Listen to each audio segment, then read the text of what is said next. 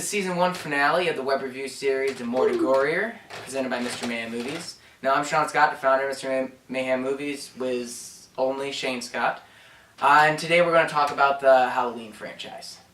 So, I guess the first thing to talk about is how we became a fan. It's, I would say that, at least for me, I'm not sure for Shane, but the 4 biggest slasher franchises for us were always Friday the 13th, Nightmare on Elm Street, Hellraiser, and Halloween. And we've already talked about how we became fans of Nightmare on Elm Street through Scream, and then the Friday the 13th. Mm-hmm. Then Hellraiser was just kind of like we wanted to get into it because we heard some like that ending for like Freddy vs. Jason that never got filmed. But then it was kind of like Halloween's the 4th big one. We might as well go see it. I know we watched that pretty early on in our slasher movie, really getting into it. I'm pretty sure it was it before Hellraiser even? I want to say it was after, but I'm not positive. Yeah, that was a while ago. Halloween and Hellraiser are probably around the same time. Yeah, I know we same with how we did with Friday the 13th, Nightmare on Elm Street. We binged probably a lot of these. I don't remember if we rented them from Blockbuster. I think we probably rented the first Halloween. Yeah. At least the first. Yeah, because there's some that we just rented, and that's how we got Hellraiser. I'm pretty sure that's how we got through Hellraiser. Mostly was renting them. Halloween, it might have been a hodgepodge of renting and buying, and then we kind of talked about Friday the 13th. Nightmare on Elm Street. We just flat out we bought impulse buy, but I'm pretty sure we binged these within a few weeks. I want to say it was pretty quick. Not the different alternative cuts and stuff of them, but we binged the pretty fast. Yeah. So. Yeah, I would say with Friday the 13th and Nightmare on Elm Street, there was kind of logical progressions how we went to the other to the next. But then we were we need to just watch every slasher movie we can find. Halloween, Hellraiser, and that's kind of how it went. I know we Texas Chainsaw Massacre along with that, which we sadly are not reviewing this season. If there is a second season, big if, then we will definitely be doing Texas Chainsaw.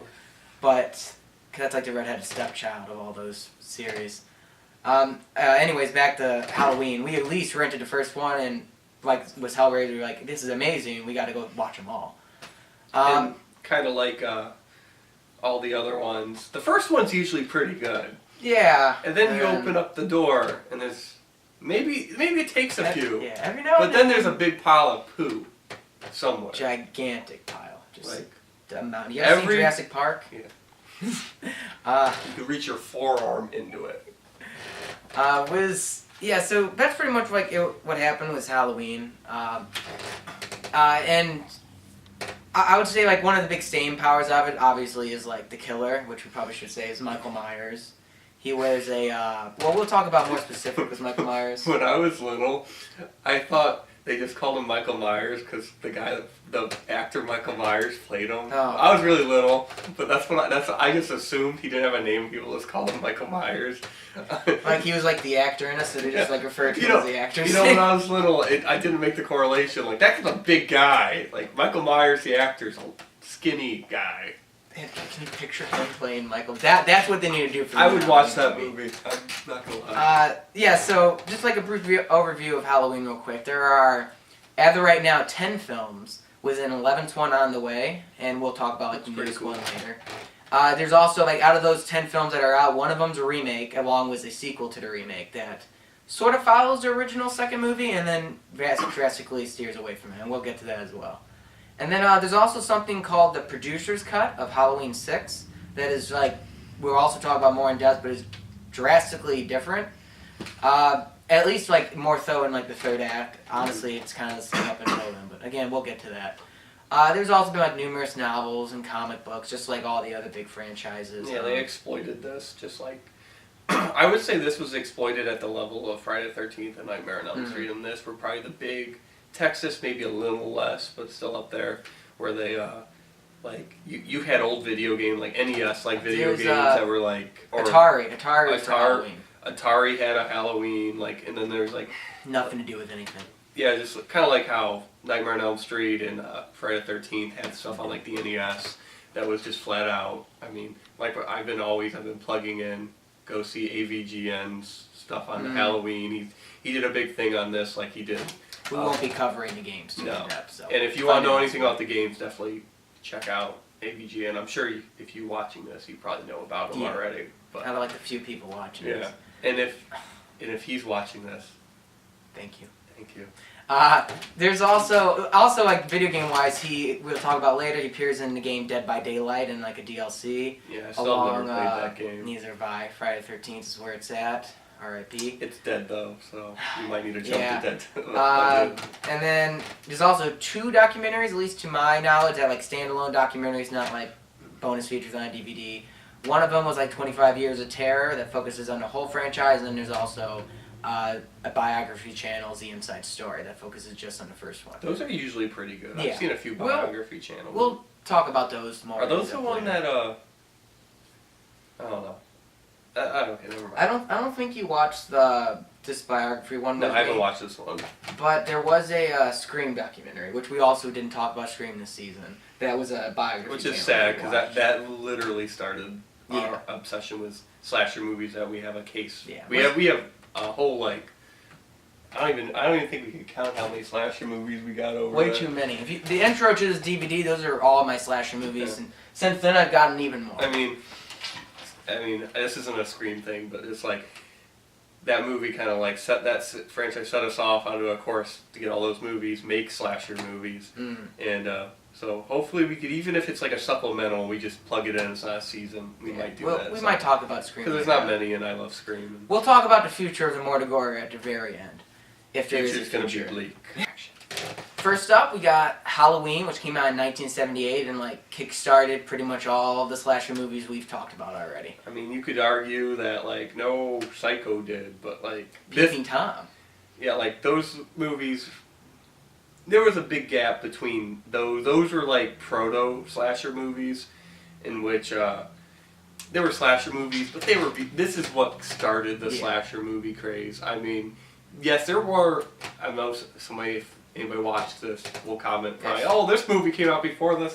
This is what set it off. Yeah, this was huge. Not saying there's other like proto slashers that came out that were influential, like we already said, like Peeping Tom, Psycho, or some others. I know there's Black Christmas was a big early one. I mean, they existed, but I would argue without this, you wouldn't have like Friday the 13th. You might not have Nightmare on Elm Street, or if you I don't think you'd have Friday the 13th. Definitely not Friday the 13th. Nightmare on Elm Street, I think you could have had, but it might have been a little bit different. It might not have been slasher. It might have been more like a, like a ghost paranormal. You never know. Yeah, so it'd be weird to see what kind of movies would be out. But pretty much, if you want like a killer wears a mask, this one popularized it.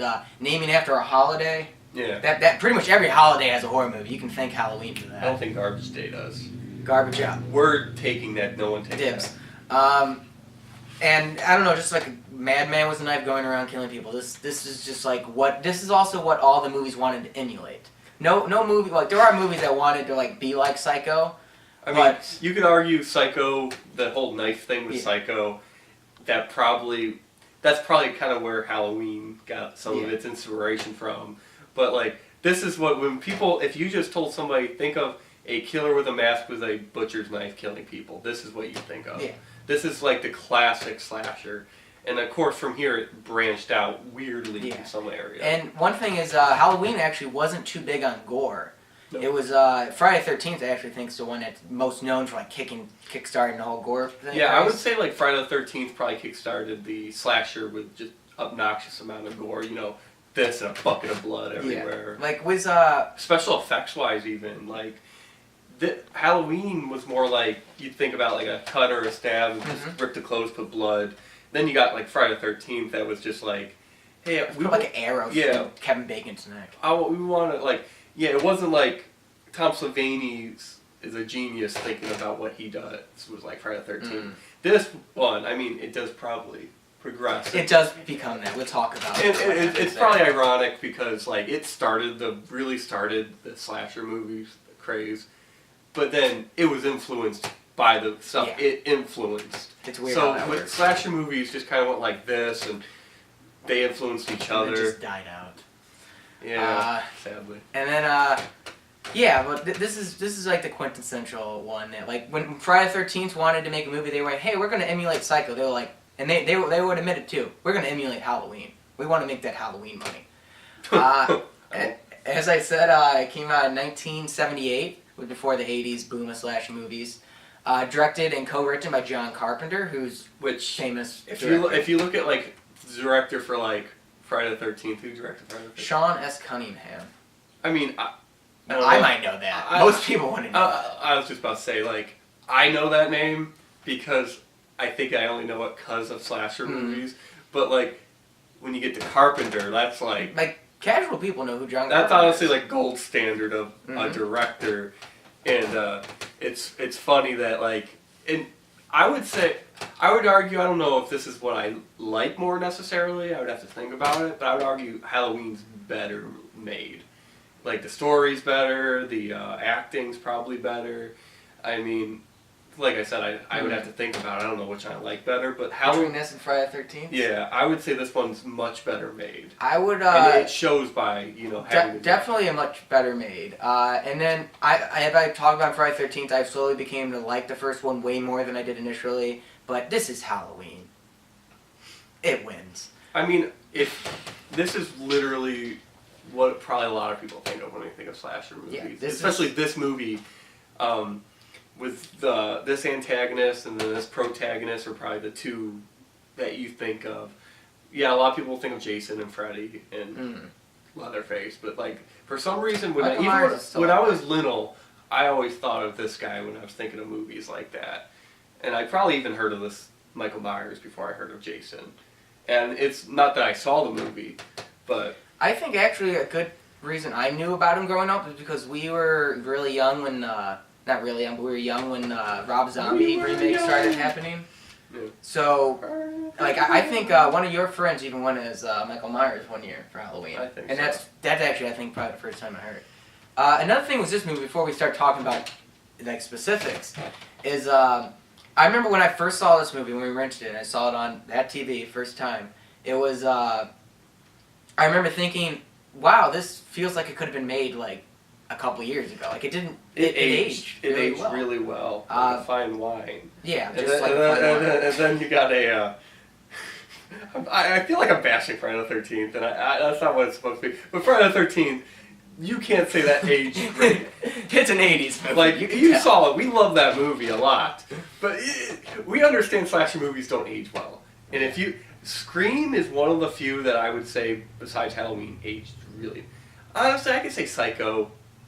Psycho aged. Like, Psycho aged really well, too. There's only a few movies It's like when you're in black and white, you always consider it old. But yeah, if it wasn't in black and white and it was in color... I mean, I would say, like, Psycho, Halloween, and Scream aged, in my opinion, the best. I mean, there's probably a few others I'm forgetting, but, like, Halloween... Because when I first saw this movie, I was at a party with a bunch of guys from my baseball team.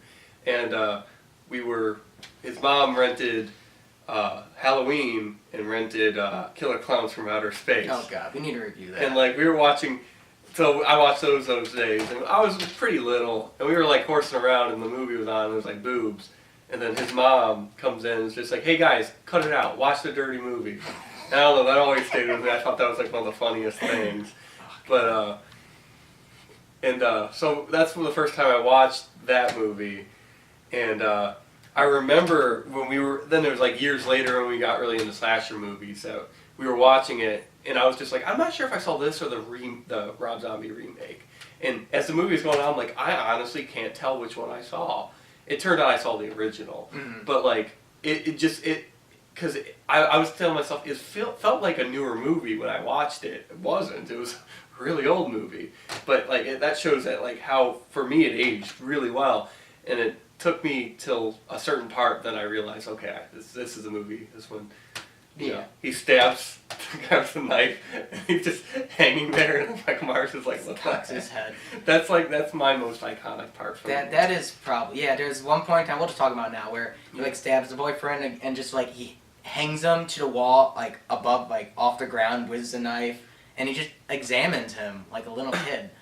Well, for me, what I think's going through Michael Myers' head is like, the knife blade, this fucking big. How the heck did it go all the way through and hang him up there? This should not be working. Why is this? I didn't think of that.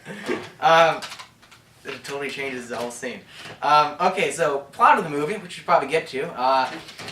So starts was like a opening scene where like point of view, someone going into a house and just like stabbing this also naked girl to death. And then you find out before, like, in the opening, that it's like a little 6-year-old boy named Michael Myers. Yeah, in a clown costume. And so then, like, it flash forwards like 15 or so years, and it focuses on the main protagonist, which is Laurie Strode, played by Jamie Lee Curtis. I almost called her like Jamie Strode. Yeah, Laurie Strode, played by Jamie Lee Curtis. She played that for and it was like her breakout role. She's been in so many other like slasher movies at the time, and You then know- obviously she's huge now. And then, she's coming back to Halloween this year, which is, She's been in actually a lot of the Halloween movies. Yeah, For someone who's became famous, like you never obnoxiously saw like Kevin famous. Bacon come back to do No. slasher movies, or Johnny Depp. No, She does. I think she's appreciative of her roots, where she came. Or And they just have all that money. And she likes, when I think of her now, I think of her as a lady that talks about yogurt that makes you poop. Yeah. But like, Or Freaky Friday. that was the first movie I saw her with, so I always associate her with Freaky Friday. But she's somebody that's phenomenal. That it's not like she came back once; she comes back numerous times after she came big. All those different timelines going on. It will get Which to the I will timelines. complain about. I hate that. And she's amazing in it. And also, fun fact: she's the daughter of Janet Leigh, who is not the main girl of Psycho, but the one that dies in the shower. Spoiler alert. If you're into slasher movies and you don't know that happens, then God forgive you. The daughter. So of Janet that's another link. You got killer with a butcher knife, and you got a mother in one movie and then the daughter in another. I thought that was. I also might be wrong, but I think like one of the huge reasons she got the role is because her mom was Janet. Yeah, I was gonna say I don't know if that's. The I think that was reason a or big not. reason, but she's amazing. If so, then that shows how this was heavily influenced by Psycho. I guess Psycho did have a big part in Halloween, but not like in not the way you'd think. Yeah. She's like a babysitter in this like town of Haddonfield, which is where Michael Myers killed his sister long ago. And basically, Michael Myers breaks out of the mental institution, goes back to. When he breaks out of a mental institution, it's like all these people are wondering when the best like Van Helsing character in any movie, Samuel Loomis, played by. Seriously, this is the best.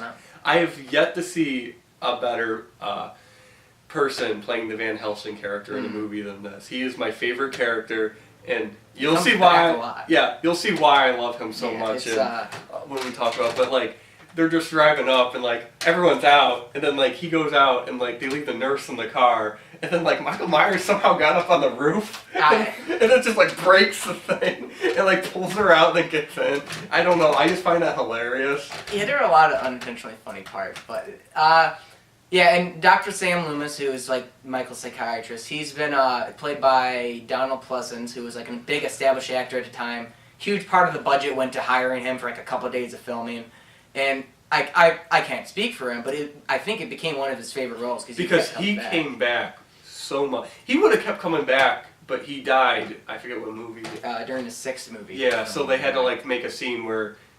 Oh, we'll talk about that later. But like, he's the best by far of any type of and it's funny because hero. As this movie goes on, you see him start to lose it because he's adamant that Michael Myers is evil, that there's like an evil inside of him. Do not let him get out. He gets out, so he's running around with like a gun, and we'll get to that in a little bit, but like he is the best character. Just watch for him. We'll talk about this. With Sam Loomis, there are times when he was like completely like quiet, like almost whispering his dialogue to people, and he's like completely calm and stoic, and then he just like freaks out at just some random stuff, and then he like Michael Myers over there just goes running out with a gun to go get him, and he's an old guy at this point in time. Wasn't there one time there's like either kids or something walking around, and he has a gun. He's like, "You're all good. Like, Roy, you're gonna die." Something along those lines. That could have been a sequel, but it was. He just. As the movies go on, his he goes crazy, and it's hilarious. Deservedly so. So Michael Myers escapes, heads back to his Haddonfield, puts on a a white James mask. T. Kirk. The James T. White Kirk mask, mask. because why not? Actually, one of my funniest things is in that movie where the cops are there and the store got broken into and they're just like, they just took like a mask and stuff. And then in the background, Michael Myers is in a car that just slowly drives by. You'll miss it if you're not looking for it. If you don't realize that's the car he's driving, you just think you wouldn't notice. But like, it's one of those funny, because there's no like music cue either. But like the mask he wears is a James T. Kirk mask, a William Shatner. That's not painted or anything. That's like completely white, but like with the same hair, and it's creepy. I got an idea for a remake.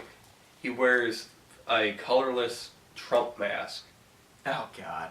That would be hilarious and iconic. Let's see, what else was it? So pretty much he starts targeting Lori and her friends. One of them played by PJ Souls, who was in I just seen her on a lot of stuff. Carrie, she's the one that's always wearing a hat in Carrie. I don't ask why. Someone has a hat all the time. And Rock and Roll High School, I don't think you saw, but she's the main character in that, and that's a fun movie. Not horror though, so we'll stop talking about it.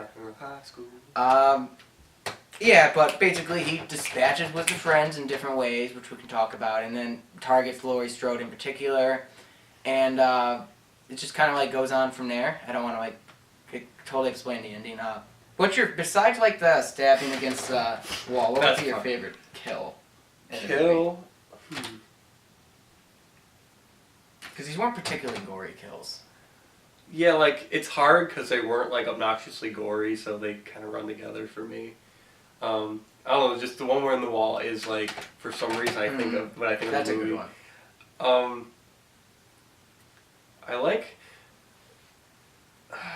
I think there's, like, his, like, what was it, sister in the original that he killed? Who'd he? In the opening, that was his older sister. Yeah, older sister. Like, I like that one. Yeah. Because, like, it's like, I like it because it's like the psycho-esque, like... I guess it was influenced by psycho. Yeah, like the POV of him. And then all of a sudden, you should probably think that it's a child because it's obviously, like, down here. Very small. And then I just love how after he does that, he walks out, and they're like, Michael, what's... And he pulls the mask off and it's a little kid. I think that's probably... that was like a big kill, and then obviously like the one in the chest. There's when he goes in after he kills like the boyfriend in chest, he like puts on a cloak to make him look like a ghost, and like goes in and like strangles the girlfriend, and I think she's also shirtless. She is, but there's also not like a huge body count. No, it's a very limited, which is interesting. Kind of like a Psycho. I mean, it's not like he's butchering like 10 people like Friday the 13th. It's just like he's very methodical about like how he does. He knows what he's doing. He thinks things through more than like Jason. I look at Jason as just a force of nature, and he's just going through and doing all this stuff. Michael Myers, honestly, is just a force of evil. So he has more of a conscience of what he's doing, and he knows how to do stuff. Jason will walk through a wall if it means get somebody. Michael Myers will like. I will say when you get to the remake, he does kind of come off as just like a blariness monster, but in originals he does kind of he think things through. Yeah, as the movies go on, you learn more about like is it supernatural like Sam Hain? We'll get to that mythology crap. My favorite part would be there's a part where like he's trying to get her in the closet and get Laurie Strode in the closet. So he like reaches his hand in. She gets like a coat hanger, undoes and stabs him in the eye, and he goes down. So she thinks that she got Michael Myers, and then like she's sitting down, and then in the background you just see him like he's completely down, and then he just like sits up. What the hell? Music starts. I love like an inner monologue for what's going through his head. Honestly, somebody needs to make a cut where it's just his inner monologue. But part I really like is like like Sam Loomis comes in and just shoots him a crap like 8 times. Falls off the balcony. And like Sam Loomis saves the day. Then they look outside and he's not there anymore. Not there anymore. And then Loomis starts going a little crazy there. He's already started, but like. So that's pretty much the movie. One thing to talk about real quick is when they were making Halloween 2, they wanted to like to put the movie out on TV, but they had to like trim like some of the more violent parts, which weren't a lot. But by today's standards, no. You would maybe blur some of the nudity, but besides that, I don't foresee this having compared to some of the stuff not even necessarily like on like HBO or Showtime or channels that are a little different. Like this, it wasn't like gore. It was blood. It was ripped clothing and stuff. It's not It like wasn't bad at all. TV shows are the worse today. standard they used to go off of is nothing Much to when you compare it Well, to one this. other thing they had to do was they needed to make it longer because it was like that weird time, so I had to fit into it like a certain time slot. Yeah. Like was commercials, so they needed more scenes.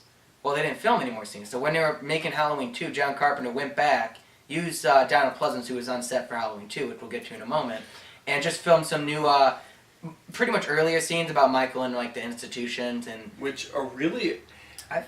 Are we talking about that one separately? We'll talk about that right now. Okay, because like I don't remember much. Extended cut. I don't remember much of the differences between Extended cut.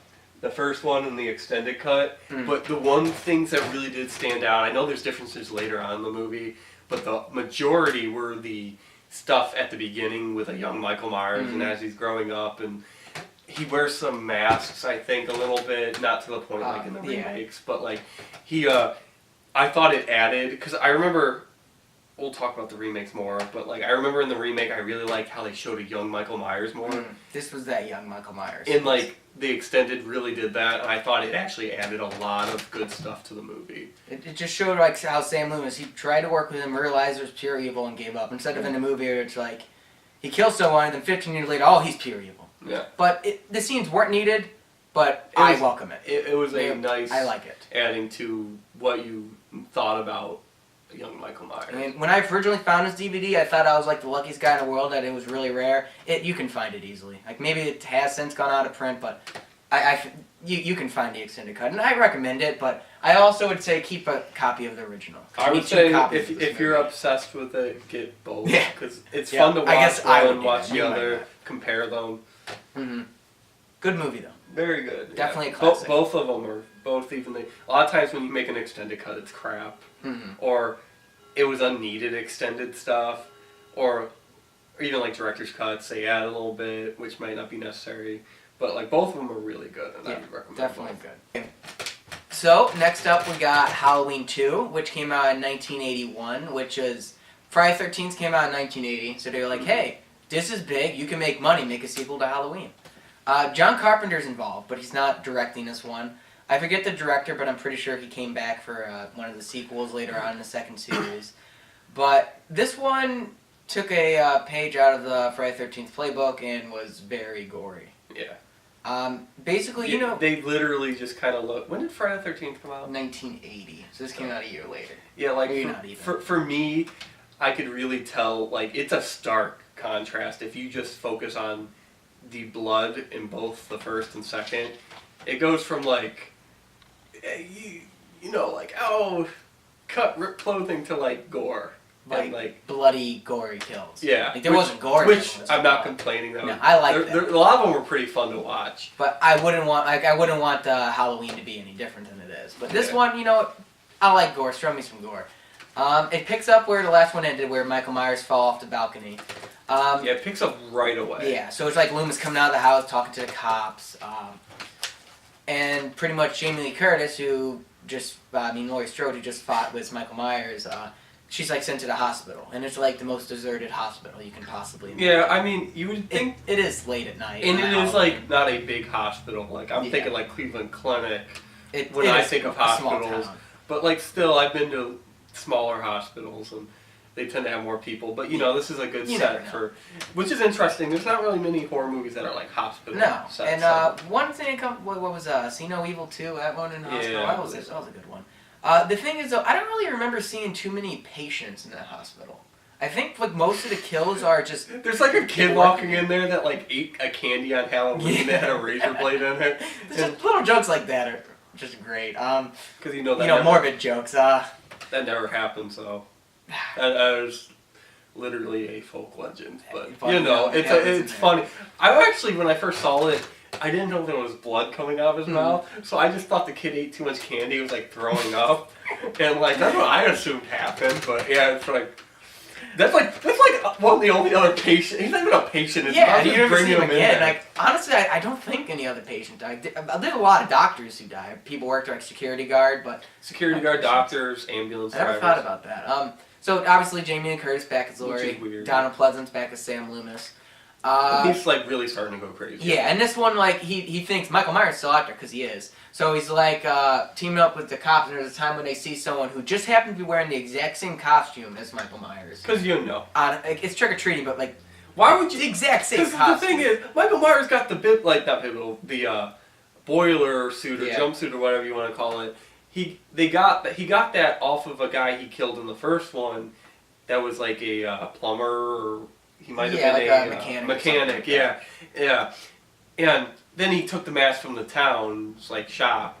How the heck do you get the same exact costume? Yeah, how do you come up with It something was the that second one random? where they're like, "Hey, you, it's Michael Myers!" Yeah. And then like the kid, guy like walks turns, into the street. like the kid like walks in the street and turns like, "What? Why is somebody yelling?" And then like a car, like A cop car comes flying and down. it's just like it hits him, and It then it blows up. kills him. It's like, pretty much, okay, Sam Loomis is the one that was like yelling at him, and that's the reason he walked in there. But why was that cop just flying down the road enough to explode the car?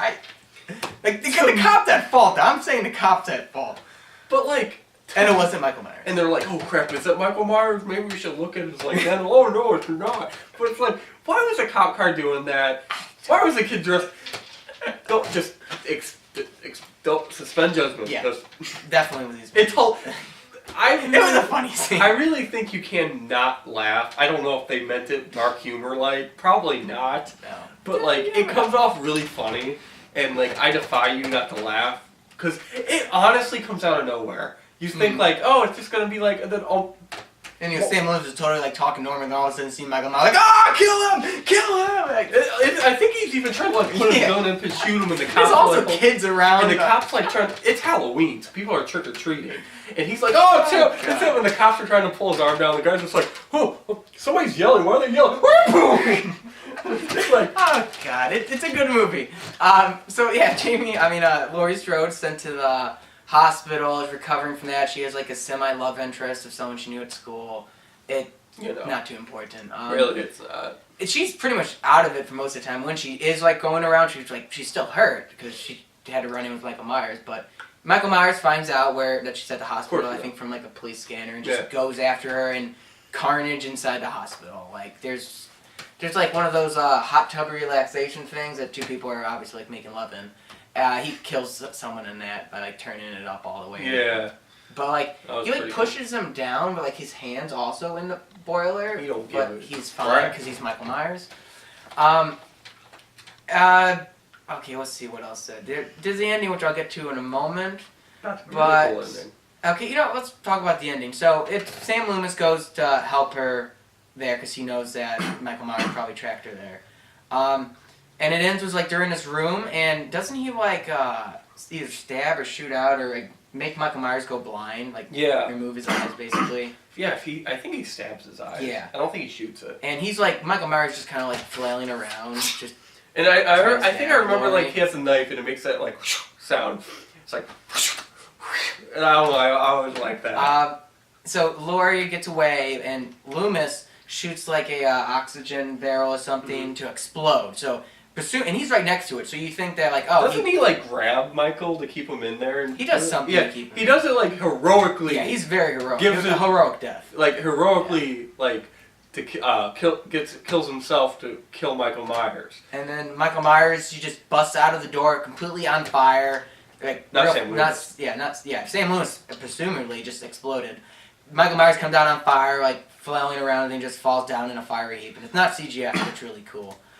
Yeah, CGI sucks. Yeah, and that was pretty much like the end of Michael Myers. Laurie makes it out alive. Whoopee.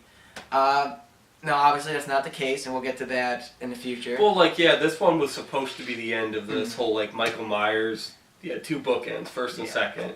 And then, we'll get on to we'll get to what happens next. So, it's not the end of Michael Myers, but there's still more. It was at the time. Yeah, overall, I really like this movie. It definitely, to me, it was a good continuation up the gore. I like that. It's not as good as the first one, because the first one's a classic, but overall, it's definitely... Still a good movie. Very good. As you've seen, if you watch all these episodes, which you probably haven't, most slasher movie sequels suck. they're bad. Every now and then you get a good one. This one went from a good one to like not as good, but still amazing. Still a very good one. That's definitely a good feat. Still up there and in gold standard for like slasher movies. Yeah, like take a Nightmare on Elm Street 2 for example. Not good. Friday 13th 2, not bad. That one's iconic. Yeah, that one's Jason. It's the first Jason. But most of the time they kind of do different quality. Even though they might have, it's still a good movie. Because usually the first one's iconic. Every now and then you do get one that's like first one's not, second one's iconic or something like that. But definitely, I would say good day for like the Celebrate Halloween would be watching the first two back to back. It's a good story. I would suggest it. It's doable because it's just two movies. Mm-hmm. Next up, we got Halloween 3: Season of the Witch. Best Halloween. No. Came out in 1982, which is 1 year after Halloween 2. They were just like, boom, boom, boom. However, you'll see that they were like, boom, boom, boom, and then they hit a roadblock with this movie. It effectively killed the franchise for like 5 years. And then the reason it did was because it didn't have Michael Myers in it. It was its own separate Halloween story. I get what they were doing. They were like, oh, we're going to do this Michael Myers one, we're going to finish it up in this one, and then we're going to do this. We want Halloween to be about horror movies that take place on Halloween and stuff. Kind of like it would be like an anthology series, so each movie would be a different thing about Halloween. Yeah, but like people just kind of fell in love with Michael Myers, I think, and that's what they wanted.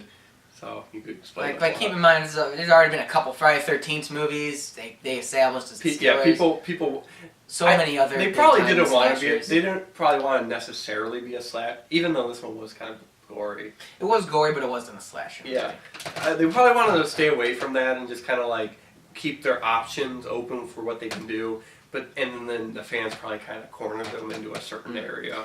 Now, personally, I like the movie. It's not a bad movie. And it is like middle of the road, like horror movie. Now, well, two things. One, if that whole anthology thing could have worked, but with this movie it didn't, and we'll get to why, because it's really. If they wanted to do that, almost they would have had to do a different one with the second one. Would work. They could have made an anthology that's like a slasher oriented. I think that would really. But one thing is, would we be talking about this movie now if it wasn't a Halloween movie? No. No. I would not have seen this movie. Now, it probably would. People would talk better of it than they do because they're like, "Hey, this movie Season of the Witch, it's good." But when people are like, "Hey, Halloween 3 had nothing to do with Michael Myers. What the hell was up with that?" Yeah, it's one of those movies that we will talk about. Like, if it wasn't one of these, people would have forgot about it. Wouldn't be talking about it. But it gets a bad rap. I don't think it's terrible. It's not a bad movie. To me, it's not as good as the first two Halloweens by far. No, it's not a bad movie, but it is not what people wanted. To me, one of its undoing is just like it's nonsensical plot. It's about it has one company. We're talking about like a movie. It's in relation to movies like, hey, Jason's a worm that needs to go up some girl's, and then he comes Jason. Like, we're talking about retarded plots like that. Yeah. This is nonsensical. This somehow... it's more nonsensical. How is that Maybe a little more grounded. Yeah. But still, it's about a company called the Silver Shamrock one that makes, like, Halloween masks. But they only make 3 Halloween masks. Yeah. But there's somehow, like, this huge juggernaut that has, like, a monopoly in the Halloween. Every kid wears those masks. Yeah. Only 3 of them, but every kid wears those. Don't they have a song? Yeah, I don't even want to sing it. It's the Silver Shamrock, kind of like over and over again, or something like that. Yeah. For some reason, I always just think of Marty Moose, Marty Moose. I don't know why. That's what comes to mind when I remember this song. It's a really silly '80s jingle. It fits in with the commercials of the time. Yeah. But man, this company wants to like put the mask on people, and then with some like Stonehenge, Celtic weird stuff going on. They would like summon magic to like when they're like, let's say like there's a pumpkin mask inside this kid and his head like becomes a pumpkin and he like collapses and like bugs and goop comes out of the head. Yeah, isn't there like a witch mask? Yeah, the witch and a skeleton. But you really only get to see what the pumpkin does. But it doesn't Which is make weird. sense. Which is weird because like I kind of want to know what the other ones do. But every kid has them because you want those 3 masks. Yeah, you know what? Every kid wants to be one of 3 characters. But it's just the whole Stonehenge thing. Just I can't explain it because it's too hard to understand. For some reason, this franchise really got into like the Celtic. Yeah, well, we won't get to that. But this is weird.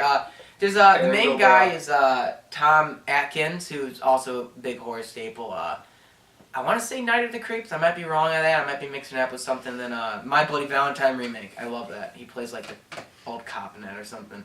Good movies. Sadly, Definitely good movie. We didn't get to touch those. You never know. Those would be easy ones to do. Yeah, was this one though? It's a weird one, and it's really hard to explain the plot. Like, you kind of summed up the plot. yeah, I don't really think I can explain it anymore. Like, there's not a guy going around killing people. It doesn't fit in with the whole slasher thing. Isn't there like a group of like? It looks like they look almost like the '50s like G-men. Yeah, like going that's the after people that are trying to like stop Silver Shamrock. Yeah, and aren't they like? They're not humans, are they? Were they robots? I don't remember. I would have to watch. It's been a while, so confusing. But like, I felt like they weren't human, but I could be wrong. Yeah, I don't think quite, but there's something wrong with it, and there's something wrong with this movie. There's something wrong. There's something wrong with it. It's hard to. It's like the redheaded stepchild. It really is. When pretty much out of all this slasher movie series, this is the redheaded stepchild because it has nothing to do with Michael Myers. At one point in time, Halloween, the original movie, is playing on a TV in the background. And everyone's like, "Oh, I get to see a little bit of Michael Myers." Now, I would say the best part of this movie would be the ending, which was basically the whole plot of Silver Shamrock was to play this jingle on TV with all these kids, like, and make sure like all these kids are watching it because like. They're like, yeah, remember kids, put on your masks! So they put on their masks, they're watching this jingle on Halloween, and they'll play it, and that's when like the whole like Koopy head stuff to kill them basically would be. So the main character, Tom Atkins, he like tracks us down after like his love interest, they got a hold of her. So he goes to like tracks down like the company that's like putting out he calls the companies that like putting on the commercials, and he pleads them to turn off their commercials. So like the TV companies are given it by the Silver Shamrock.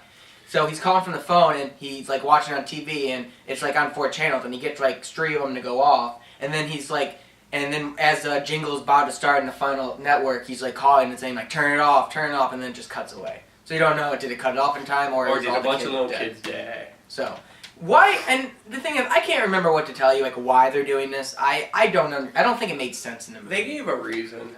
But like yeah, most of the time movies give reasons. No, they don't make sense. So yeah, I don't think this. It didn't make sense. Do you have any final thoughts of this one?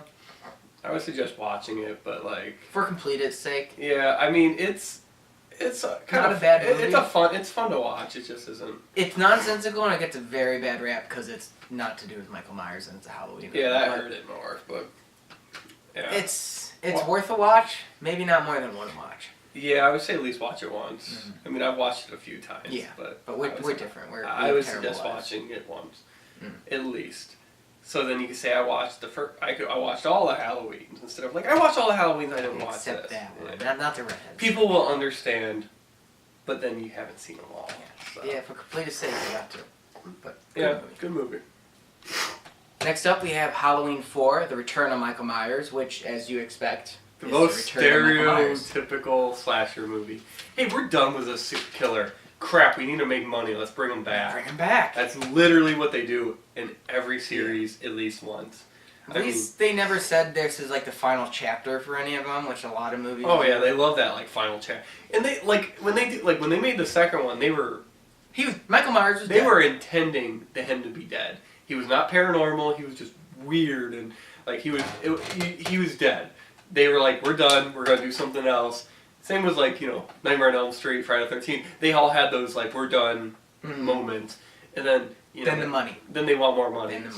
And they're like, hey, how... What if he didn't die? You know how it's like really big, like, it's always a big thing when a movie kills somebody and it's supposed to be the last one. And people are going to go see that. Then what if he didn't die? And then they know if we do, he's back, people are going to go see that. The one's in the middle, no one cares. Yeah. So this came out in 1988, so there was a big lull after the third one kind of killed it.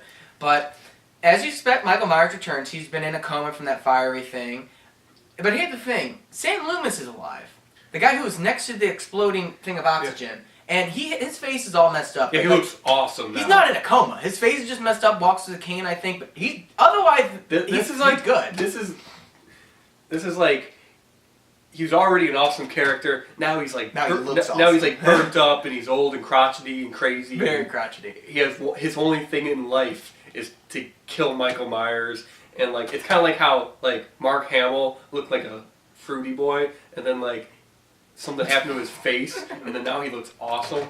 That is one way to look at it. I mean, no offense, Mark Hamill, I love you, but yeah. So this one obviously returned, but Jamie Lee Curtis didn't come back. It actually follows Laurie Strode's daughter, Jamie Lloyd, who is played by Danielle Harris, who comes back. She was real. I figured out, but she was a kid at the time, like a really young kid. I don't know like her actual age, but like this wasn't like some teenagers like every other slash movie. This was like a little kid trying to survive a kitchen knife welding. And Danielle Harris is like a scream queen. She's awesome. She has steered fully into the whole scream queen life and in a bunch of horror movies, and she seems to love them. For some reason, when I hear scream queen, I just think it's some type of porn award or something. I don't know why. But anywho, moving on from that, she's a scream queen. She is like one of my favorites, especially favorite one that like isn't from like the necessarily like was like in their 20s or in the 80s and 90s. Like she's a kid. She's probably about 30 now or something. 30. Yeah, but I forget exactly. Yeah, she older than that. Yeah, she's like a younger scream queen where you don't see as many anymore. She was still being more, but back then she was a little kid, and that was very different from. And it's weird seeing like she's in the Hatchet movies. Is she in the first one? Not in the first one. She replaces her in the second. She's and then the third. Which is Hatchet's another movie we really need to do. Because it's it's probably my favorite up there was Hellraiser. But she, like, seeing her in that, and then seeing her in, like, other... See No Evil 2, we also already talked about that she was in. And then seeing her in, just this, it's cool seeing a very young her acting, and she does a good job. You know how, like, in Friday the 13th, I want to say, Jason Lives, where there's, like, the camp open, and Jason goes there, but he doesn't kill any of the kids. He, like, hovers over one of their beds and then leaves. Michael Myers wants to kill the kids. He wants to kill... Because, like, in the first one, he's not against killing the two kids, but he just doesn't... Also, I don't think we talked about this. It's revealed in the second movie that Laurie Strode was the younger sister of Michael Myers. Yeah. But she was went to another family. We probably should have brought that up. I mean, we just kind of but it didn't happen until the second. We just kind of assume people know that, probably. So, in the second movie, you think that must have been the drive that he wanted to kill her. Makes sense. So in the fourth one, she's dead, but since Jamie Lloyd is alive, Michael still wants to kill that member of his bloodline. Now, there's an explanation for that, like it or hate it, mostly hate it, that appears in the sixth movie. We'll talk about that later, but he's trying to kill Jamie Lloyd because it's his niece, right? Yeah, it'd be niece. So, that's why. So after, like, he's in a coma, he's being transferred back to Smith's Grove, wakes up, kills people, totally fine, gets the mask. I forget how he gets the mask. I feel like that's not a good explanation for it. Maybe he found another thing. Kirk mask. They were making James T. Kirk masks in, like, 88. I'm not positive on that, but... I think it's supposed to take place. Yeah. It's supposed to take place. I forget where it takes place. But it can't be too long after the second one. I would say enough time to get married and then have a kid. Yeah. But Jamie Lloyd is young. And then the kid become like at least so this takes place I think after 1988, but still. Yeah. So that's even weirder that James T. Kirk masks around.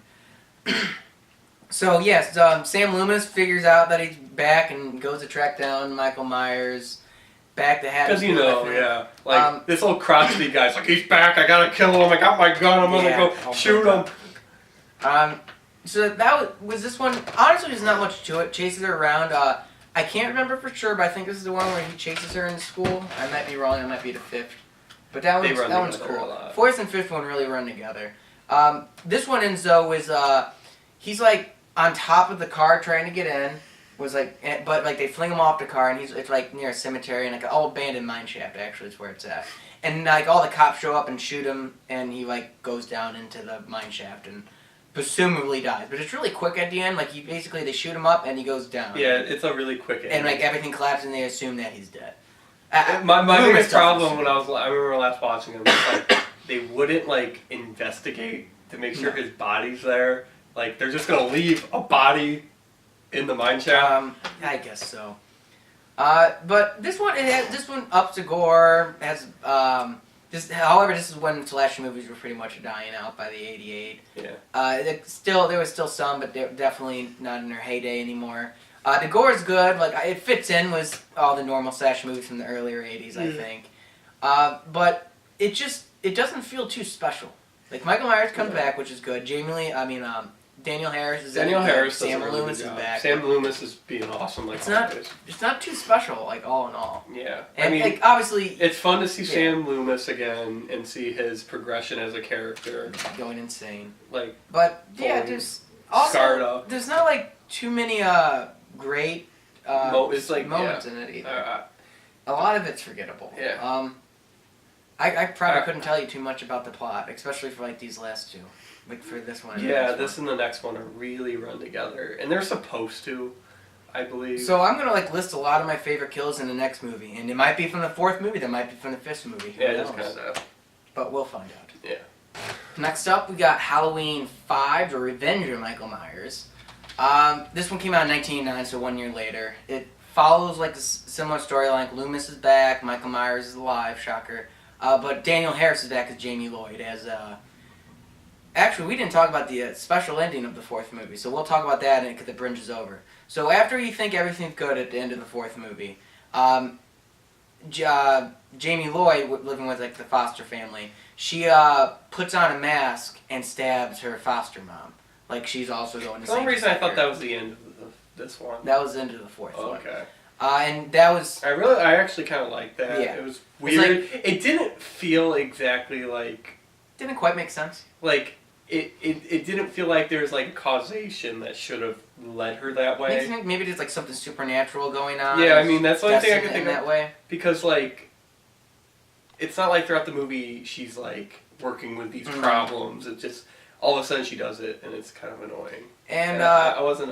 It was interesting, and clearly they didn't want to go in that direction. I like to think of Friday the 13th, A New Beginning, where at the very end you see Tommy Jarvis darn the hockey mask.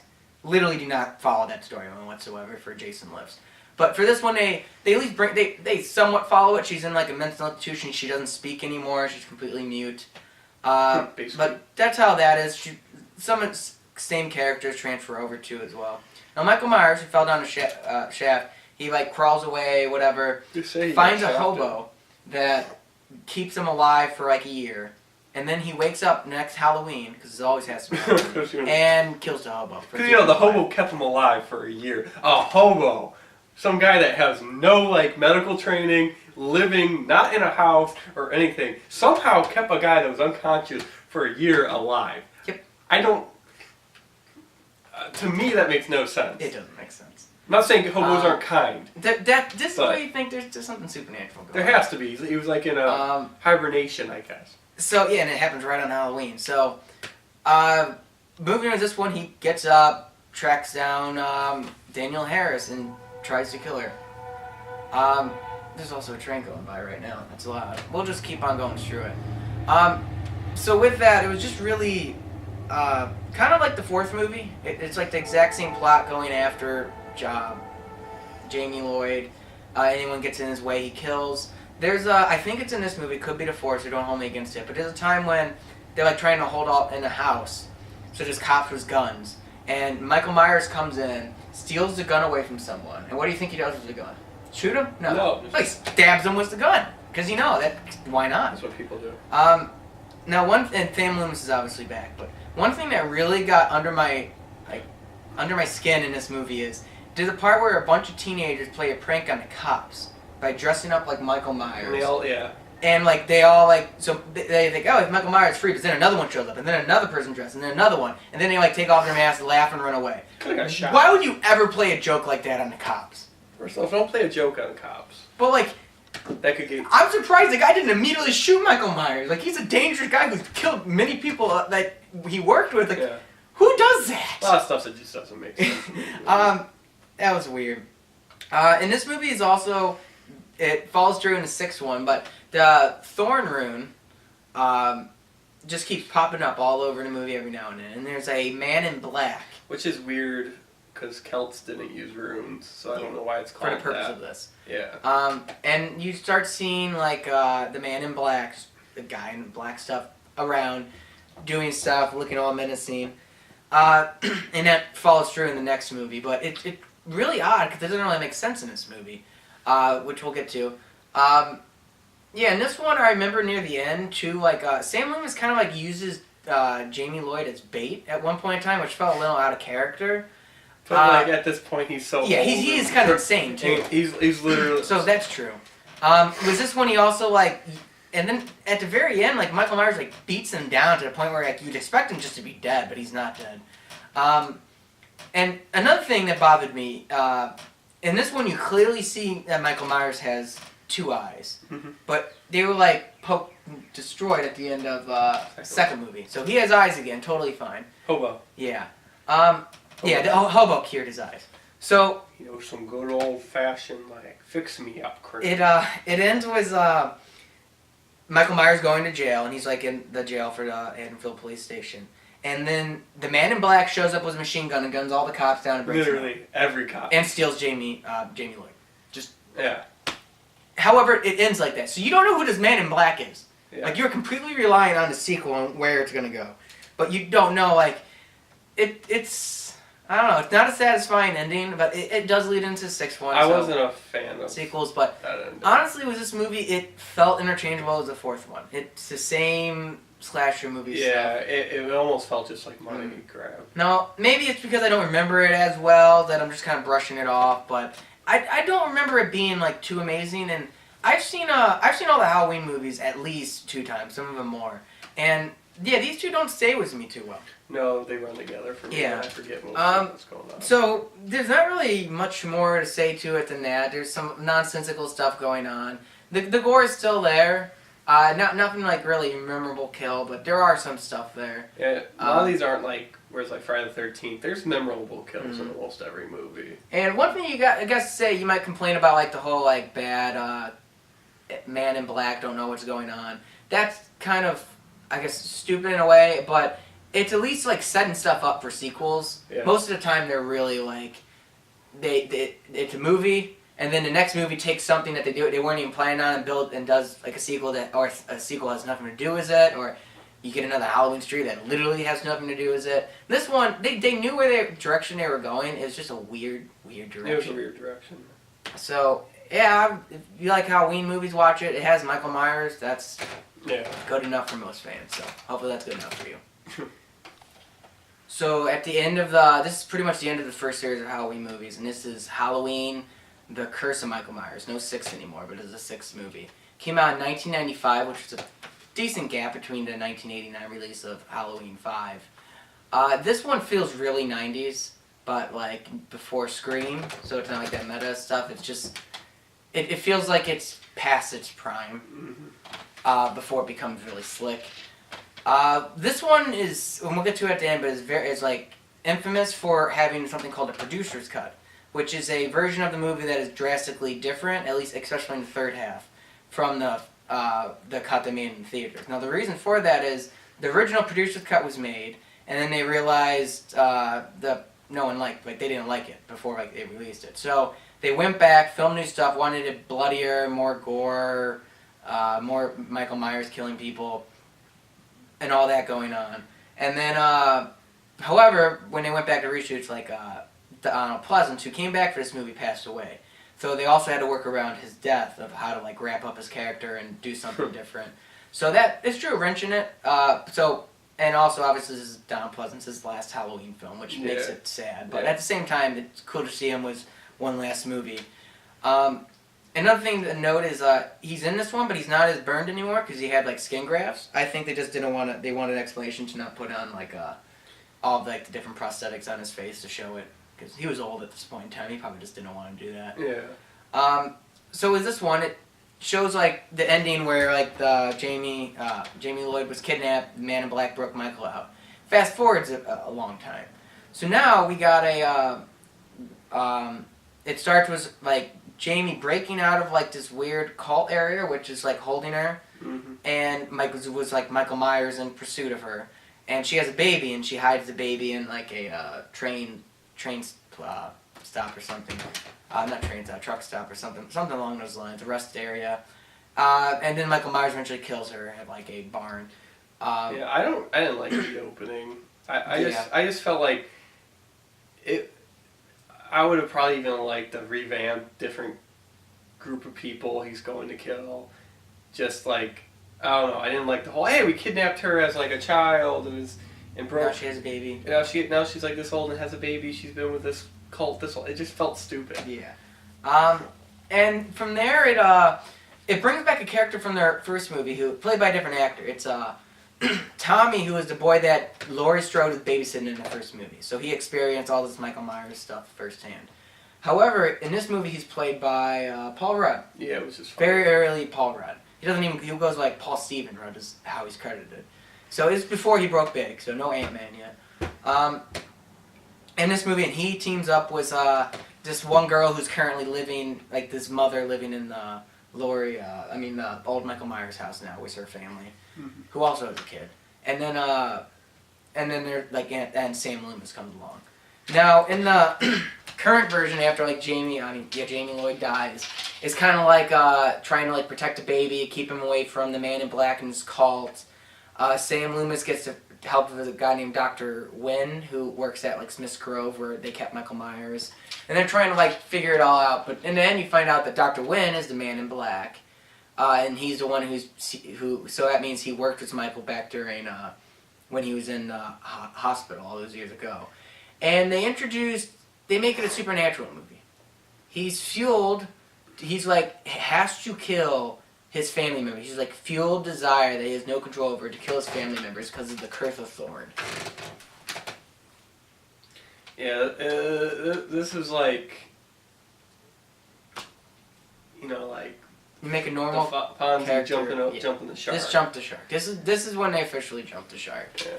And it's a weird plot. They track him back down to like where the cult was staying, like some hospital like thing. Not quite. And this is like where it definitely like changes. This is where there's like much more stabbing action, much more chase scenes. Like they get him in the end by like, stuffing him with tranquilizers and running away. Mm-hmm. And then this is I'll just say how the producer's cut is different. First off, and this is like the creepy factor. There's a in it they pretty much say that the baby that Jamie has is also Michael's. Yeah, it's like weird. So that's creepy. And then supernatural. In this one, instead of like with the tranquilizers and like beating him down like they did at the end, in this one they put a bunch of runes together and he just stops in like the middle of the hallway because the power of the runes keep him at bay, and that's how they defeat him. Because the Celts used runes, they did not. It's confusing. It's like just do a little. Runes are Germanic, so just do a little bit of research. It makes no sense. Or just to be like, this looks cool, let's do this. Because why not? But did it look cool? It's really confusing movie, especially like with the two cuts, because it's kind of hard to keep track. I know one really cool kill is they take the dad and like shoves his head into like a light socket and like lights up and explodes stuff. One person, like this one like older mom, goes into a laundry machine and gets all messed up. And then like there are some good kills, and the gore is done well, but it's supernatural things that just come off weird in both cuts. I think like I don't know which one I like more. I kind of like the pacing of the producer's cut, but I like gore. Theatrical cut has more gore. Honestly, I don't think you can really go wrong with either cut. Like it's pretty much the same movie. However, in the theatrical version, well, actually, in the producer's cut, they originally had, like, Sam Loomis goes back into where Michael was, and Michael switched costumes with the Man in Black, so Michael got away, but the Man in Black was, like, caught with the ruins. In the theatrical edition, he goes back in, but because they couldn't film an actual ending with Sam Loomis, and he passed away, so they wanted to end the storyline, you just hear his screaming off-screen. Yeah, which is upsetting, but it was understandable. Yeah, it's like... not as bad as like Captain Kirk's death, which we've already talked about in a different More The Gorier, but it's an epic way to go. But yeah, they couldn't do anything differently because the actor did pass away. So it's just disappointing, and I wish they didn't do something quite like that. But overall, good gore, some cool kills, especially like the head and the socket. But it's so bogged down by this overly complicated storyline. They just I didn't like how it felt, and definitely since after the what was it, like when they bring Michael Myers back was really when like Halloween was starting to like suffer from like kind of going downhill more. Yeah, so in this one, you'll see effectively stop the franchise again in its tracks until another series came along that we'll get to next. Okay. So to start the next series, it was Halloween H2O 20 years later. This is not a good movie, but like I like it and I don't know why. When did this come out? 1998. When did Scream come out? 1995ish. Don't hold me to that. I was gonna say this had to hype thing. This is like the meta feel. This is like, I love saying meta because it makes me sound smart. Yeah, but like it really's got the Scream. You could tell this is influenced by Scream. It probably wouldn't have been made if it wasn't. But because it has like I'll explain, a similar cast, like big name stars coming in to play. Yeah, the funny thing is like, you had like the late 70s really kind of was like this in Texas Chainsaw, and then you had like 80s and a little bit in 90s of like horror movies. As like, I mean, slasher movies had like the big thing, and then like it just disappeared. There were some, but they weren't big. They weren't good ones. And then there was like Scream, who just revamped totally changed everything. And like every franchise wanted to get in on, hey, Scream's revamping this. We have old properties that we could revamp into this, and you'll see that with like a lot of different or like slasher movies. Like I would say almost every one of the big ones did that with Scream. And which is kind of funny. You got these old like fart ones that are just trying to be relevant. They might not be that relevant once they get into the 90s. Yeah, there was like I could see this movie being this one movie also. Well, as you can see when the remakes. This one just it feels much more current because it is. Who was the rapper that was in it? This one, okay, there was a rapper in the next one, but in this one it was LL Cool J, who plays the security guard for a private school. Now, Jamie Lee Curtis comes back, and she's playing the security, she's like the head person. LL Cool J just as a security guard. It's amazing. I really like him as a character. He's a good actor. And like, I really appreciated his role. It wasn't necessarily a good movie. Yeah, but I think it was pretty good. It was definitely an up one, but I definitely liked what they did with this one. Okay, compared to those 4, 5, and 6. This one to me was a good direction. Now, doesn't this one take place after the storyline? Yeah, they ignore 4, 5, and 6 and Stray, but we all. I know I've probably mentioned this. It takes place after the second movie, so it's 1, 2, H2O, because you know Halloween. Yeah, I've probably mentioned this, but I wouldn't mention it as much as Texas Chainsaw mentioned this all the time. It's my biggest pet peeve in movies. I hate when movies make movies, then it's like, hey, we messed up. We're gonna just make a movie here, but it takes place here. Ignore these. I hate when movies do that. Just keep adding. You had a few crappy ones. I like mythology. I like when they build mythology. You make a bad sequel, just keep on going. Yeah, like better. That's why I liked. That's why I like Alien and Predator, because they just keep having these. I mean, and then they were gonna make an Alien that ignores all the third one, I think. But like Friday the 13th, if you don't count the reboot, just one storyline. They take it in a weird direction, like and Jason Goes to Hell, weird direction. But it's like, hey, he's in space now. Why not? Yeah. Because it's like you just keep on pushing through sequels. I'd rather see a 10 and like in the title instead of like another reboot or just like a movie that doesn't have anything to do with it. I remember the first time it really bothered me. We definitely saw Texas Chainsaw before this, I think. We might have. Because I remember that pissed me off so bad. That's another bad And then, like, because they did that, like, they did it way more than Halloween. And then we were watching Halloween, I'm like, they did the thing I hate. Doesn't mean it's a bad movie. That's one thing against a movie, but it doesn't. I like mythology. I just hate when you keep backtracking, and then you have to, like, forget all this mythology. And it's like, but you can't. That's always going to be the bad. Kind of like with Star Wars now.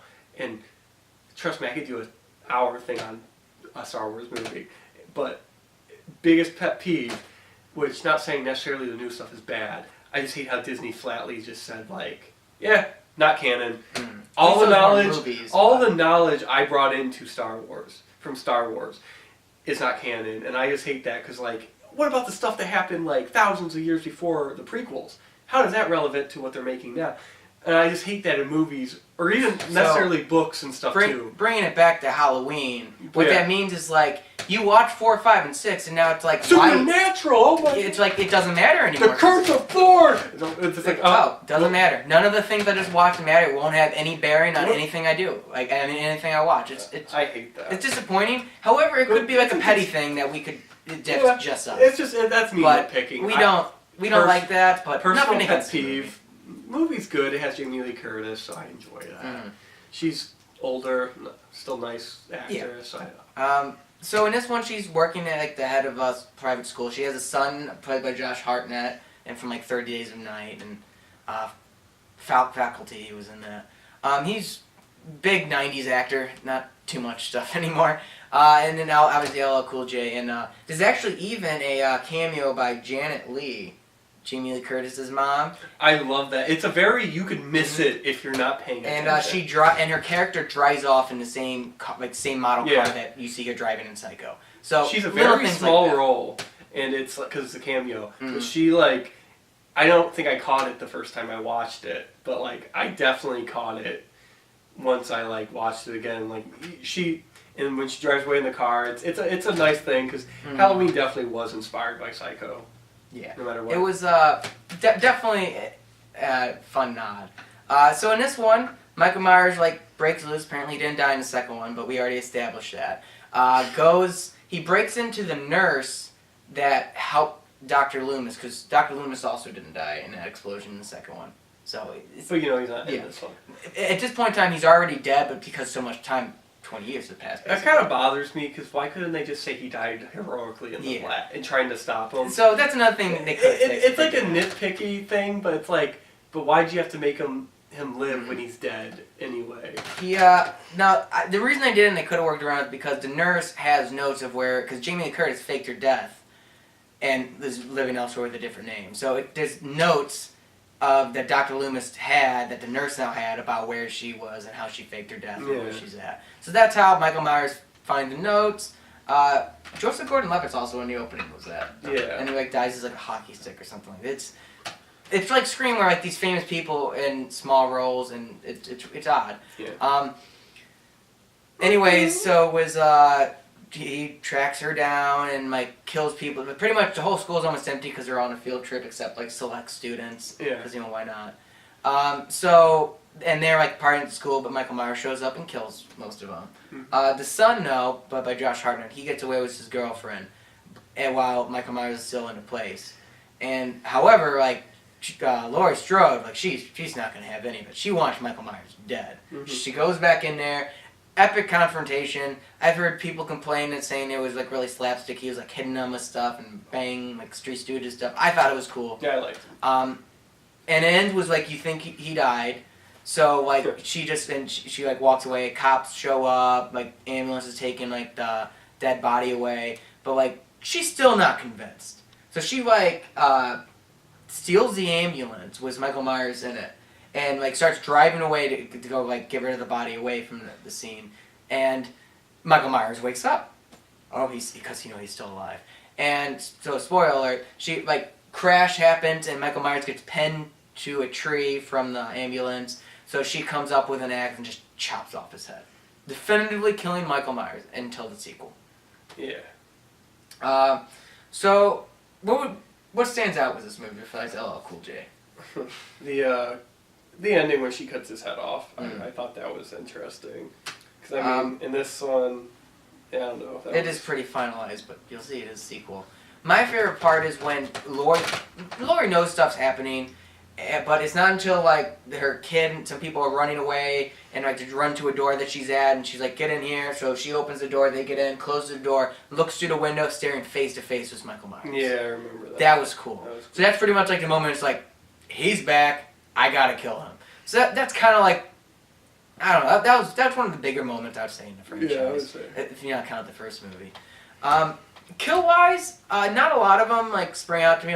They're all done well, but I would say there's not memorable, insanely memorable ones in the first movie. It was the knife to the chest, pinning him there. But there's definitely a good gore.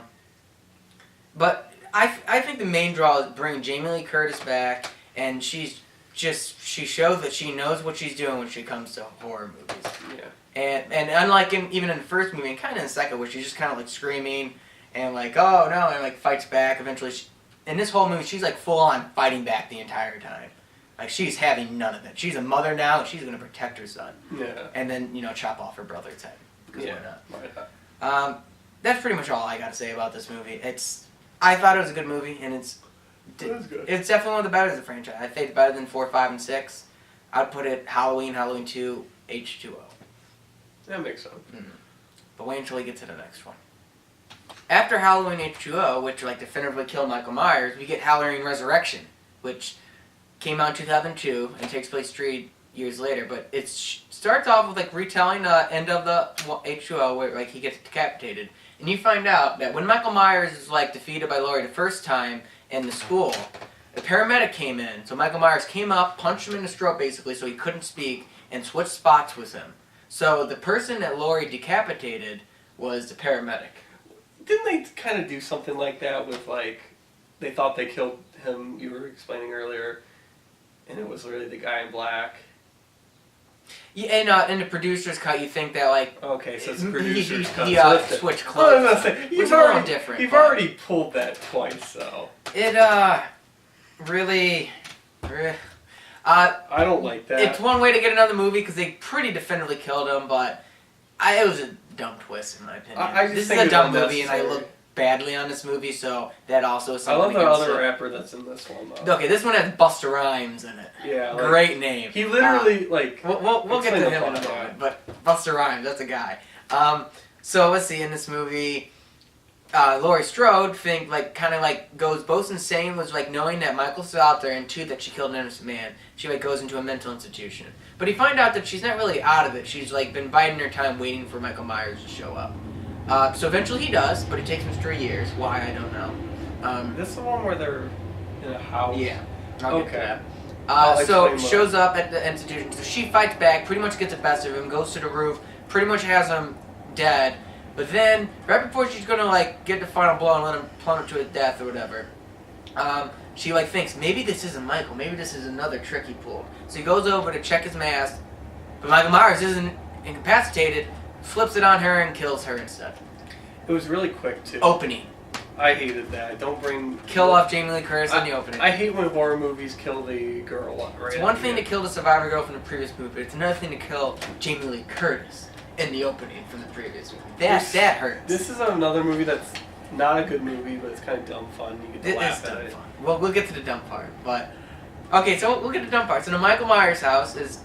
this company, they kind of like rents it out and uses it to have a internet reality show. Like hooks up cameras to a bunch of pretty looking teenagers. Again, the very meta Scream. Yeah. Like you could tell this is influenced The by internet Scream age. way too much. So there's like a web And series actually, going on. You can see a lot of the similarities with this, and then Scream 4 that comes out many years later. I will not say Scream 4 is influenced by this. No, not at all. But like the whole like digital age is definitely an influence nowadays. It's even like post-Scream. Lay Duress. Yeah. The Chrome Skull movies. You see like there's a online. I usually separate the post-Scream stuff into like up until like 2002 is like one era. Then after 2002 is a post-Scream era that's more influenced by like the internet and like more digitally. Remember when Hellraiser went online and Hellraiser Hellworld? That was terrible. Because why not? So anyways, was... sorry, I just started thinking of Hellworld. Was this one, Resurrection, it's that show. And Busta Rhymes is one of the persons like putting on the show. And basically, they just, a bunch of people with the cameras on go to a house, and go to like the Myers house, and just have to stay there. But obviously, it's not quite like that, because you think Michael Myers is back, but actually, well, he is back. But they kind of like rigged the house to make it look creepier than it is. Really, it's their normal house. But they like put like dead bodies in there, like dead bodies that were fake, and then like a bunch of things that make you think that Michael Myers had a terrible childhood or like beaten. And he was normal. He's just pure evil. So eventually people find out it's fake, but it's too late because the real Michael Myers is here and he's killing people. He's literally like living in the sewer that's like next to the basement. And they like break down the wall to get to it. And like literally there's like a little camp there where he's been living for the last 3 years. And like I remember our friend James brings it up all the time. Like, why is he just living in the sewers? Because like he killed Laurie Strode. What does he have to do now? Just wait till someone goes in his house and kills him? That's honestly what the But plot like, funny thing is like Busta Rhymes is dressed up like Michael Myers trying to scare the people. Which I think's retarded because if they think it's real, they might attack him and like kill him. But like, and then there's like a point where Busta Rhymes is like, I think he has the mask off though, but dressed up as Michael Myers, and him and Michael Myers get into a fight. And he like karate kicks him because he's a fan of kung fu movies. Yeah, he like it's like straight up kung fu. It's retarded, but it's also really stupid. It's very stupid, but it's really dumb fun watching Busta Rhymes karate kick Michael Myers. It's fun, but honestly, this is one of my least favorite Halloween movies. It actually might be my least favorite. We'll get to that. But it's definitely up there, my least favorite, and it's not. I think like the whole reality thing is stupid. I don't think Busta Rhymes is particularly good in this movie, but I love it, so it's all right. Yeah. And there's just a lot of just dumb stuff in this movie that I just wasn't a fan of. Now it still felt like influenced by Scream. It was in 2002 where the bump that Scream gave slasher movies was starting to die back down again. Yeah. But it felt like it was unneeded, and I think that was probably the biggest sin. Kill wise, I don't remember I remember there's like this one guy who was like talking in a mirror like to like the camera. So he's talking in the mirror to like look at him and says like I'm gonna get these. It's actually a guy from American Pie. I'm gonna get these like this girl back for like what she did because they were like some teen drama stuff in the house, and then like Michael Myers just shows up and immediately kills him, like smashes his head in. Yeah. But honestly, the most memorable part is Busta Rhymes just like karate kicking him. There's a little fight scene. And then I think it ends with like Michael Myers like being in a fire, something along those lines. That kills him in the But past. that. Obviously, if this movie was good, they were gonna make another sequel, but it wasn't good. This is a series that kept trying to like get up there near the end and just kept like failing. And this just killed the second wave of Halloween movies. So we'll get to like what comes next. Yeah. So after Halloween Resurrection, there became it was remade in 2007, which was Rob Zombie's Halloween movie. So this one, it follows the original Halloween very close, but a lot of people say it's a shot-for-shot remake, and no, it's not. That's just BS. It spends a lot more time on a young Michael Myers than the original one did. It kind of starts off with like his childhood. They even have like to show him a lot. And this one, instead of just killing his sister, he kills a school bully, beating him to death with a stick. And then like he goes in and kills like his sister along with like the stepdad or something like that. And also like they introduce like young Loomis early on, like seeing like a troubled kid, like he has like dead animals in his locker, and obviously you can tell there's a lot of stuff wrong with Michael Myers. And then from there, like they spend like I don't know, at least for 30 minutes, maybe even more, like the young one, and then it shows him in the institution, and he becomes like this huge hulking guy, played by Tyler Mane, who's really big on being like he's the only one I think that plays Michael Myers twice. He comes back in the sequel to this. So unlike was Kane Hodder with Jason or Robert Englund with Freddy, like this is the only guy I really can like compare it to it because everyone else doesn't really come back. So this one, Rob Zombie is a guy who you either like him or you hate him. His movies are hit or miss. Yeah, like sometimes they're really good, but he does weird stuff. This one doesn't go into the weirdness, but one thing is his wife, Sherry Moon Zombie, obviously has to be in it. She plays Michael Myers' mom. So I don't know, I feel like she's in like every single movie he makes. Probably. Anyways, she's not a bad actress, and just odd that she's always in all of his, and sometimes not in flattering roles. No. That's why I think like his mom's like a stripper or something. Yeah. Anyways, back to Michael Myers. He's like all grown up in the institution now. Loomis, they show a lot of scenes of Loomis just basically can't reach him and just sees pure evil behind his eyes. And I would say this is Michael Myers eventually breaks out because like he's there's like these people like trying to rape another like inmate and like bust into his room, like the people who work there. So Michael Myers takes that opportunity to kill them and get free. Doesn't kill a girl that's getting raped. Yeah, which is interesting because what happens next is the one guy who is ever nice to Michael Myers' institution is Danny Trejo. And he's like this old guy gonna retire soon, really nice guy to him. And he shows up when Michael Myers is making an escape. And he says like, I need to take you in, but Michael Myers has to kill him. Like drowning him or something. Yeah. And that's like the one thing that just really pisses me off. I know. Like I can see doing it. He doesn't not like being nice to people. It's Michael Myers. He's a killer.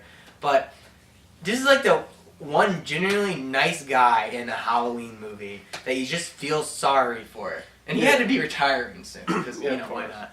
And he's actually one of my favorite characters. I gotta say.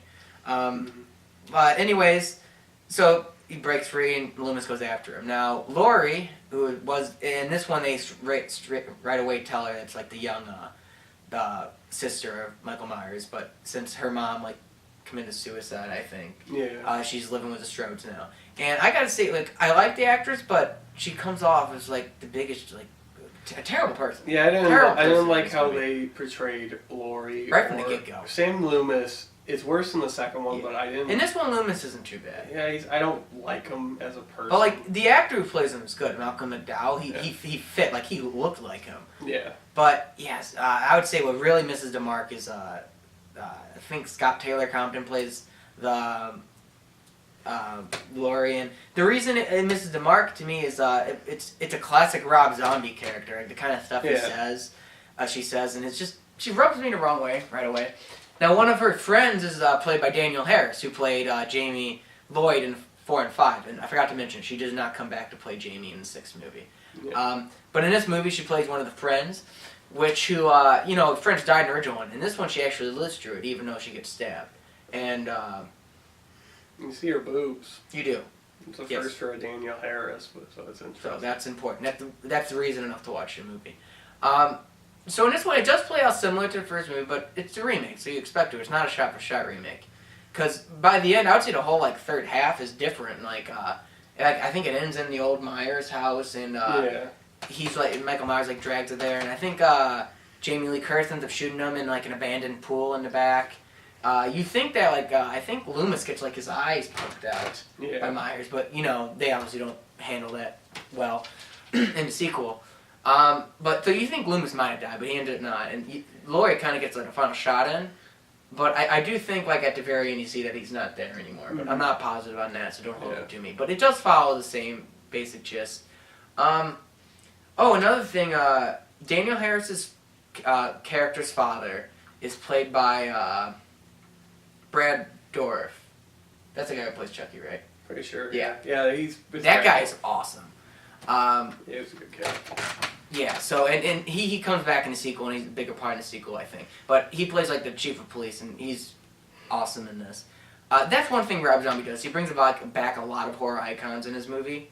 For example, I think it was, the black guy from Dawn of the Dead.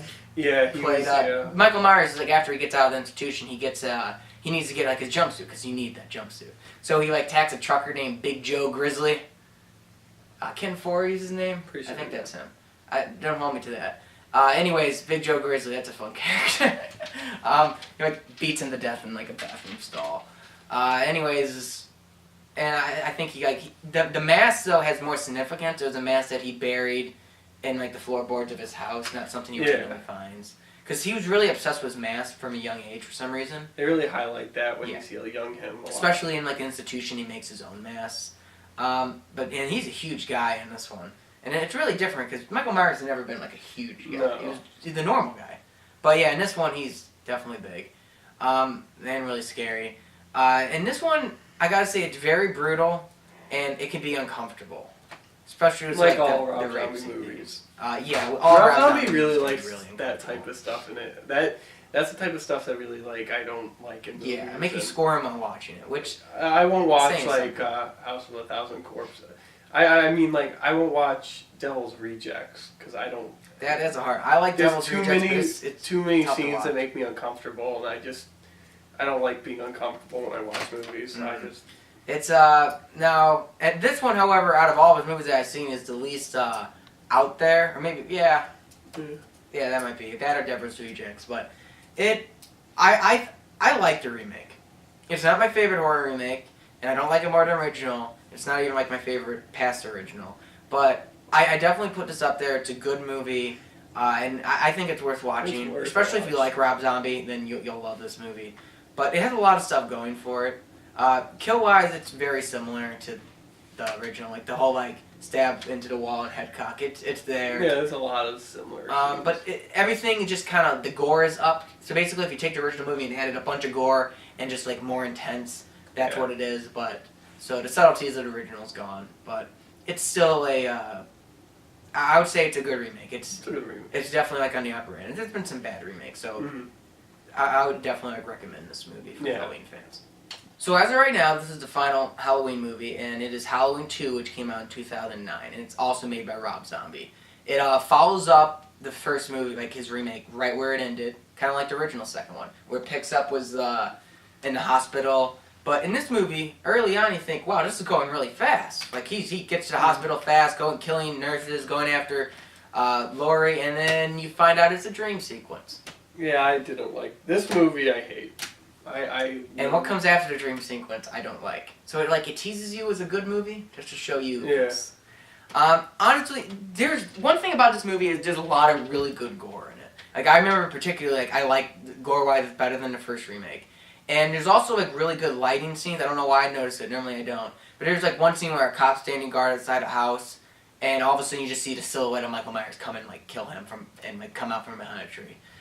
There's a lot of really good moments in this. But at the same time, it's a nonsensical plot that Michael Myers is seeing vision, because after the movie, he just kind of, like, first movie, he went out and lived on his own. He's walking through, like, cornfields. And then he's seeing visions of his mom with, like, a white horse. Yeah, it's weird. I can't explain it well, because it doesn't make sense to me. And there's, like, a psychic link between him and Laurie. So they're like drawn together, and he's trying to kill her still, even though he's been gone from her for so long and didn't try to kill her all this time. He's just kind of like a hobo now, like living on, just walking around, and a bunch of like rednecks start messing with him because why not? So they obviously die. Yeah. Also, however, as you said, like Danielle Harris's character is alive, and Laurie's now living because I think her parents were killed by Michael Myers, her adopted parents. So she's now living with Brad Dourif, was the chief of police, and then and her daughter and his daughter Danielle Harris' character. So they're all living together, and there's like in this movie it makes Laurie just such a worse character. Like I don't like her. She becomes like this weird punk. I hate the world. It was Rob Zombie mannerisms. Yeah. Nothing against Rob Zombie, but didn't fit the character. And Loomis just like capitalizes on everything. He becomes a complete douchebag. Huge douche, and it's not what Sam Loomis is. He never became this big of a douchebag in the original series. No. And he was in 1, 2, 3, he was in 5 movies. He was like the greatest Van Helsing character in a movie. And they ruin it with And then how they have him just be a complete jerk is unfit for that character. Yeah, make a new character. Have another character do that. But Sam Loomis, immediately when I was watching it, I didn't like the movie because of that. And it's just the psychic link and the Sherry Moon zombie on a white horse, and the mannerisms. Everyone just a huge D-bags. That's disappointing. And this one, Danielle Harris's character dies. Michael Myers shows up, and one thing I did like was with Brad Dourif when he sees his dead daughter is just destroyed. He's an underrated actor. He needs to be in a lot more stuff. Because he can act besides just horror movies. Yeah. But, he loves those Chucky films. Anyways, I have a lot against this movie. Even though the good gore and a few standout scenes, there's just so much against it that I just can't stand. Yeah, it was... I don't really like... this is by far my least favorite Rob Zombie movie. I actually like, I think, all of his other movies I've seen, except this one. I just cannot stand it. That's just because he took characters and ruined them. Mm-hmm. And it was and because the first one was good. So it's the second one had no right to be bad. Yeah. But, maybe that's just my opinion. I've read some people who really liked it, but they must be hardcore Rob Zombie fans. I just don't think it's a well-done movie. Yeah. And, again, nothing against Rob Zombie. He's made a lot of great movies that I love. But I did not like the second one. I can't really think of any like standout kills. I just remember like the gore is pretty top notch all the way around. It was yeah. It's honestly like I would see it if you're a Halloween fan. I've seen it twice, but you don't need to see it. If you had to skip one, I would probably say this one is by far my least favorite Halloween movie. It was nonsensical and stupid and ruined characters. That white horse. The white horse is what gets me. I don't understand it. Yeah. I don't get it. It's like we've originally had like a supernatural with the Fix movie, and now we got like some psychic link. Yeah, it was weird. I give up. And that stopped the remake train. They were considering a Halloween 3D, which would be the third one, but that never came to pass. Maybe I'll talk about it in a bit. Yeah. But, yeah. Okay, so that was all of the Halloween franchise, at least to date. Now, as I just mentioned, and we filmed these at different times, so it's longer gap for me. But there was an idea for a Halloween 3D, which would have been the third movie in the Halloween remake series. And I think they're originally thinking of getting Tom Atkins, who played a character in the third Halloween movie. It had nothing to do with Michael Myers, to be in it. And I remember reading about this back when I was getting into horror movies, but that never happened. Now, right now, and I think this video will come out sometime in July, but as of right now, we got another Halloween movie coming out on October 19th of this year, 2018, and it's just called Halloween. It is a direct sequel to the original Halloween, ignoring 2 through 6, and then H2O and Resurrection, nothing to do with the remakes. New idea. Why it is called Halloween is kind of like what they did with The Thing when they made a prequel. They just named it The Thing.